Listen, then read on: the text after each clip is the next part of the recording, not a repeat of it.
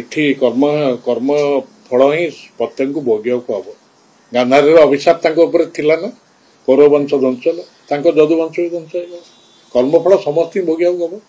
ସଦାବେଳେ ବିଜୁ ଜନତା ଦଳ ଏବଂ ଆମର ସର୍ବୋଚ୍ଚ ନେତା ବରେଣ୍ୟ ନେତା ନବୀନ ପଟ୍ଟନାୟକ ବକ୍ତବ୍ୟ ରଖିଛନ୍ତି, ମତ ରଖିଛନ୍ତି ଯେ ସେ ଯେ କେହି ହୁଅନ୍ତୁ ନା କାହିଁକି କେହି ଆଇନର ঊର୍ଦ୍ଧ୍ୱରେ ନୁହନ୍ତି ଏବଂ ଆଇନ ତା ବାଟରେ ଯିବ। ଆଜି ତାରିଖରେ ମଧ୍ୟ ବିଜୁ ଜନତା ଦଳର ସମସ୍ତ ନେତୃବୃନ୍ଦ କର୍ମୀ ଏବଂ ଆମର ନେତା ମଧ୍ୟ ସେତେ ବିଶ୍ୱାସ କରନ୍ତି ଏବଂ ସେଇ ବିଶ୍ୱାସ ଅନୁଯାୟୀ ଆଜି ଆପଣ ସମସ୍ତଙ୍କ ପାଖରେ ଖବର ଅଛି କର୍ପୋରେଟର ଅମରେଶ ଜେନାଙ୍କ ନାଁରେ ଯେଉଁ ଅଭିଯୋଗ ପୀଡ଼ିତା କରିଛନ୍ତି ସେଇଆକୁ ଉଭୟ ବିଚାର ବିଭାଗ ଏବଂ ପୋଲିସ ତାକୁ ଯେଉଁ କହନ୍ତି ଦୃଷ୍ଟିକୁ ନେଇକରି ସେଇ ଜେନାକୁ ଗିରଫ କରାଯାଇଛି ଏବଂ ତା ସହିତ ତତ୍କ୍ଷଣାତ୍ ବିଜୁ ଜନତା ଦଳ ସଭାପତିଙ୍କ ନିର୍ଦ୍ଦେଶ ମୁତାବକ ଶ୍ରୀ ଅମରେଶ ଜେନାଙ୍କୁ ଦଳରୁ ନିଲମ୍ବିତ କରାଯାଇଛି। ମୁଁ ଖାଲି ଏଇଠି ଟିକେ କହିଦେବାକୁ ଚାହେଁ କିଛି ଦିନ ତଳେ ଜଣେ ସରକାରୀ କର୍ମଚାରୀଙ୍କ ମାଡ଼ ଘଟଣାରେ ଯାହାଙ୍କ ନାଁରେ ଅଭିଯୋଗ ଆସିଥିଲା ତାଙ୍କୁ ତାଙ୍କ ଦଳରୁ ବା ତାଙ୍କୁ ଆରେଷ୍ଟ କରିବା ପ୍ରସଙ୍ଗକୁ ନେଇକରି ଶାସନ କ୍ଷମତା ଦଳ କେତେ ଦିନ ସମୟ ନେଲେ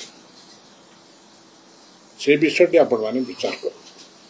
ଇଏ କର୍ପୋରେଟର ଗିରଫ ହେଲେ ଏବଂ ତତ୍କ୍ଷଣାତ୍ ସିଏ ନିଲମ୍ବିତ ହେଲେ। ଏହି ଘଟଣାରେ ମୁଁ ଖାଲି ଏଠି ମଧ୍ୟ କହିଦେବାକୁ ଚାହେଁ ଆମେ 2 ଦିନ ତଳେ ଜିଲ୍ଲା ସଭାପତି ଉପରେ ମୁଁ ମୋର ବକ୍ତବ୍ୟ ସ୍ପଷ୍ଟ କରିଥିଲି।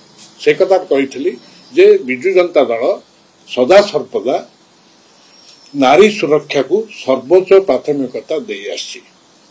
ନବୀନ ବାବୁ ମହିଳାମାନଙ୍କୁ ସ୍ୱାବଲମ୍ବୀ କରିବା ଦିଗରେ ସଶକ୍ତ କରିବା ଦିଗରେ ଅନେକ କଲ୍ୟାଣକାରୀ ଯୋଜନା ସେ ମିଶନ ଶକ୍ତି ହଉ ବା ମମତା ଯୋଜନା ହଉ ଏସବୁ ଦିଗରେ ଅନେକ ଯୋଜନା କାର୍ଯ୍ୟକାରୀ ଅଛନ୍ତି।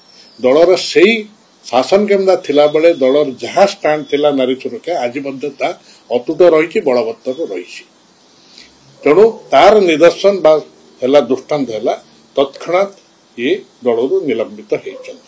ଅନ୍ୟ ଦଳ କ୍ଷେତ୍ରରେ କ'ଣ ହେଉଛି ଆପଣମାନେ ଜାଣନ୍ତି ଏବଂ ଏହି ଘଟଣାରେ ଯେଉଁମାନେ ଶାସନ କ୍ଷମତାରେ ଏଠି ଅଛନ୍ତି ବା ଅନ୍ୟମାନେ ଏ ଯେଉଁ ବିରୋଧୀ ଦଳ ଅଛି ଏ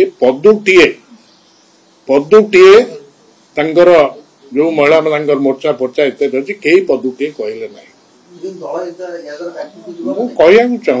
ମୁଁ କହିବାକୁ ଚାହୁଁଛି କିଛି ଦିନ ତଳେ ଯେ ସୌମ୍ୟାସିଂଙ୍କ ଘଟଣାରେ ଏବଂ ବଳଙ୍ଗା କେସ୍ରେ ବିଜୁ ଜନତା ଦଳ ରାଜରାସ୍ତା ଗୋଲାଇଥିଲା, ଦାବି କରିଥିଲା। ଯାହା ଥିଲା ସେଇ ଯେଉଁ ଷ୍ଟାଣ୍ଡ ଆଜି ମଧ୍ୟ ଏ କେସ୍ରେ ରହିଛି। ଆମେ ବାଛ ବିଚାର କରୁନୁ।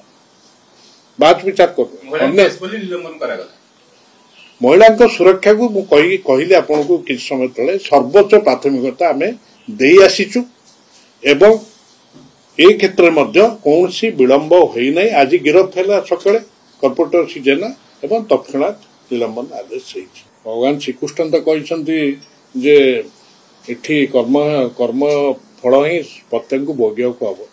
ଗାନ୍ଧାରୀର ଅଭିଶାପ ତାଙ୍କ ଉପରେ ଥିଲା ନା, କୌରବ ବଂଶ ଧ୍ୱଂସ ହେଲା, ତାଙ୍କ ଯଦୁବଂଶ ବି ଧ୍ୱଂସ